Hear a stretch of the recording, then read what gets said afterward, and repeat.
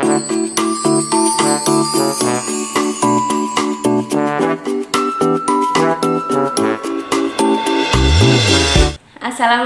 warahmatullahi wabarakatuh. Hello everyone, how are you today? I hope you are in good condition. Bertemu lagi dengan Ibu Hesti dalam kegiatan Pekan Literasi Sekolah. Kali ini Ibu akan membacakan sebuah buku cerita yang berjudul Ketika Jago Tak Bisa Berkokok. Buku ini ditulis oleh Bambang Joko Susilo. Langsung saja kita simak ceritanya ya. Setiap pagi menjelang subuh, Jago dengan setia mengeluarkan suara kokoknya. Kukuruyuk. Bermacam binatang yang tinggal di hutan terbangun. Mereka bersyukur Jago masih berkokok. Itu pertanda matahari akan segera terbit. Benar saja, tepat pukul 6 pagi matahari merekah. Di ufuk timur, cahayanya memancar menerangi bumi. Burung-burung keluar dari sarangnya berkicau riang. Bunga-bunga pun bermekaran. Seperti biasa, Jago segera mendatangi rumah-rumah hewan yang ada di hutan itu. Ayo setor, siapkan setoran kalian. Kalau tidak, aku tak sudi berkokok. Demikian ancamnya. Kelinci terpaksa mengeluarkan jagung kesukaan Jago. Begitu pula domba, kucing, rusa, keledai, burung, dan hewan-hewan lainnya. Semua menyiapkan makanan untuk Jago. Ada yang menyediakan beras, gandum, buah-buahan, dan kacang.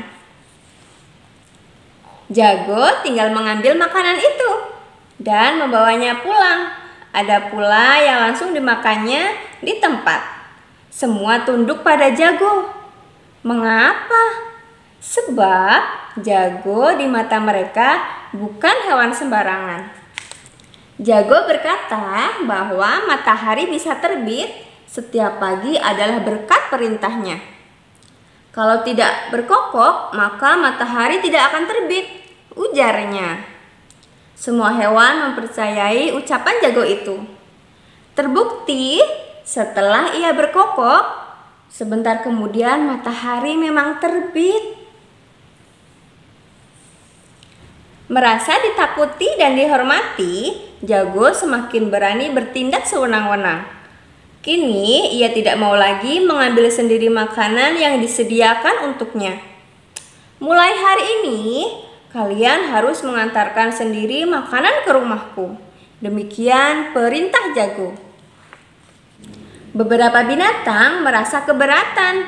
Bebek misalnya, yang setia menyediakan gandum. Ia keberatan karena rumahnya jauh di pinggir hutan. Tapi dengan cepat Jago mengancam. Apakah kamu ingin hidup dalam kegelapan? Karena ancaman Jago itu, akhirnya tidak ada hewan yang berani menolak perintahnya. Ya, kalau Jago tak berkokok dan matahari tidak terbit, tentu bumi akan menjadi gelap gulita dan mereka tak bisa mencari makanan. Demikian pikir hewan-hewan itu. Jago kini menjadi binatang malas. Kerjanya cuma ongkang-ongkang kaki dan menunggu setoran makanan. Ia tak segan-segan menegur hewan yang setorannya kurang. Hei bebek, mengapa gandum yang kau bawa sedikit sekali? Hardik Jago. Maafkan aku Jago, rumahku jauh. Beberapa butir gandum tadi tercecer di jalan, jawab bebek. Aku tidak mau tahu. Pokoknya besok kau harus bawa lebih banyak lagi, perintah Jago. Begitu pula ketika kelinci menyetor jagung. Mengapa setoranmu semakin sedikit, kelinci? Hardik jago. Maafkan aku, jago, anakku masih kecil-kecil. Mereka juga butuh makan. Bahkan salah satu anakku sakit. Mohonlah bertenggang rasa, jawab kelinci.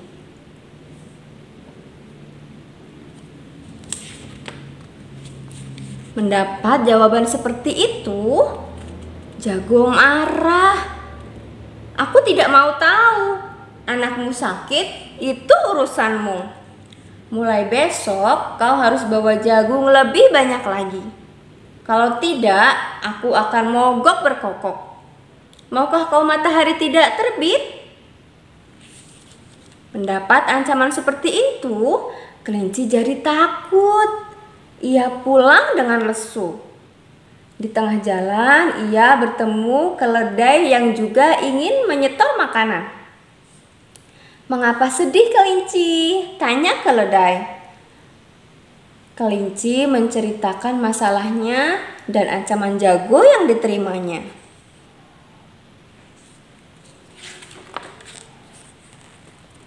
Jago memang keterlaluan, keluh keledai. Setelah itu datang hewan lainnya, ada domba, rusa, macan, kucing, burung, dan serigala. Semua berkumpul membahas kesewenang-wenangan jago. Mereka tidak suka kepada jago, tapi apa yang harus mereka lakukan? Tiba-tiba datang gajah yang juga ingin menyetor makanan. Mendengar keluhan kawan-kawannya, gajah berkata, "Turuti saja apa yang diinginkan jago. Kalau tidak, ia tidak akan berkokok. Kita juga nanti yang repot."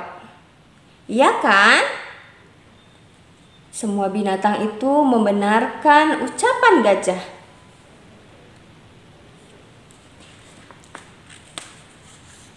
Akhirnya, semua binatang tetap tunduk pada jago dan tetap menyetor makanan setiap pagi.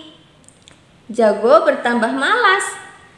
Kini ia tidak perlu lagi bersusah payah keluar mencari makanan. Kerjanya hanya makan dan tidur di rumahnya.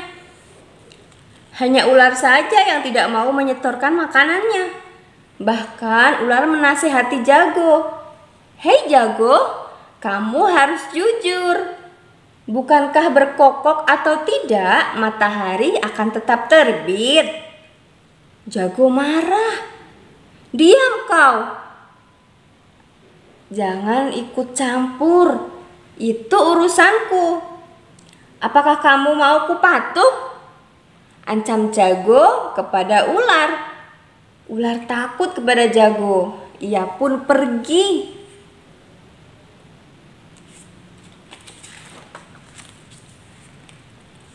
Karena banyak makan dan tidur, tubuh jago makin gemuk. Beberapa penyakit mulai menghinggapi. Ia sulit bergerak. Bahkan tenggorokannya sakit. "Wah, mengapa jadi begini?" gumamnya. Ia tak mampu lagi terbang dan hinggap di pohon. Dan seperti biasa, menjelang fajar, ia harus berkokok untuk membangunkan binatang seisi hutan. Ini tugas rutin yang harus ia lakukan. Tapi celaka. Tiba-tiba suaranya menghilang. Ia memaksakan diri berkokok, tapi tenggorokannya justru semakin sakit. Binatang seisi hutan dibuat bertanya-tanya karena belum mendengar suara kokok jago. Ada apa dengan jago? Bagaimana kalau matahari tidak terbit? Mereka khawatir. "Cepatlah berkokok, jago. Ayo, berkokoklah supaya matahari terbit," teriak mereka. Jago sekuat tenaga mengeluarkan suaranya. Tapi gagal. Malah tenggorokannya semakin sakit. penghuni hutan itu kian cemas. Anehnya, meskipun Jago tak berkokok, matahari ternyata tetap terbit di pagi itu. Semua binatang akhirnya sadar bahwa mereka telah ditipu oleh Jago. Duh, kita selama ini dikibulin sama Jago, kata bebek. Benar, berkokok atau tidak, matahari ternyata tetap terbit, sahut kelinci.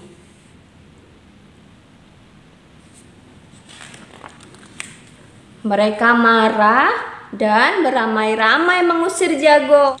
Alangkah malunya Jago, kebohongannya telah terbongkar. Sejak saat itu, Jago tidak lagi tinggal di sana.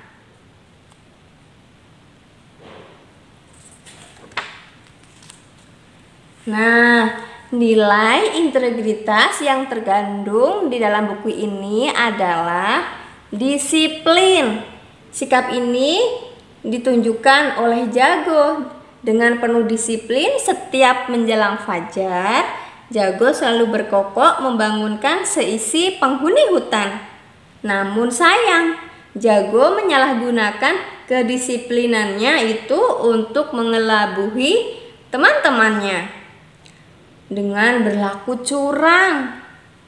Nah, hikmah ceritanya adalah perbuatan menipu dan memeras tidak saja merugikan orang lain, tetapi juga akan merugikan dan mempermalukan dirinya sendiri. Nah, itu dia cerita yang telah Ibu bacakan yang berjudul Ketika Jago Tak Bisa Berkokok.